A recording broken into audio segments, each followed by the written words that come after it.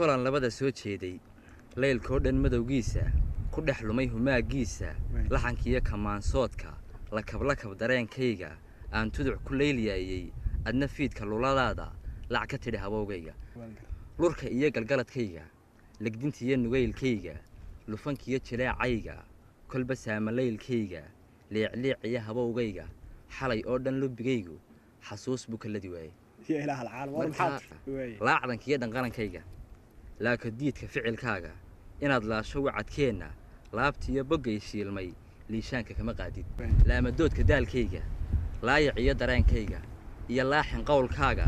kalmac meelataan luunka cunto marin la yaabkeeda adna lahasho curintaada ololkiyo lahiimowga lafta dhabar jabniinkeedu libintaada weeyaane shilka iyo lodbigistaada weligaa lad qaban maysid anigoon la quuba sheegin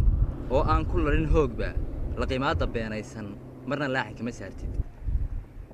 laaxin kama saartid cadowgeenna libin laaban innagoo ka liibaanay galgacayna lisanayna layirsiga cawayskeenna lahjad kale ku hadalkaaga libaqsiga mardayn maysid marba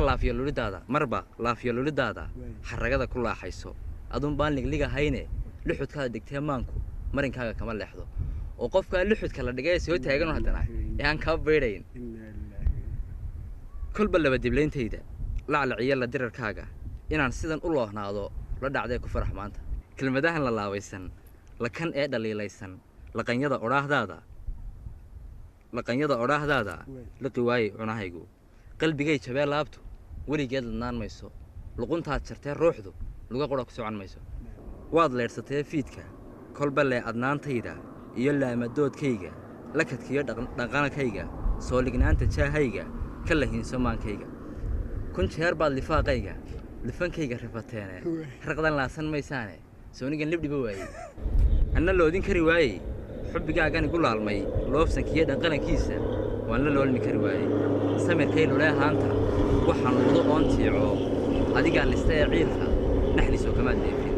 haddii uu qof kala layliyo calafkuna la gow seexsho qadarkiyo labeentiisa kelinnimada laaskeeda naftu loofar kama raacdo laac dheer anoon tiigsan oo aan hoobad lowlaamin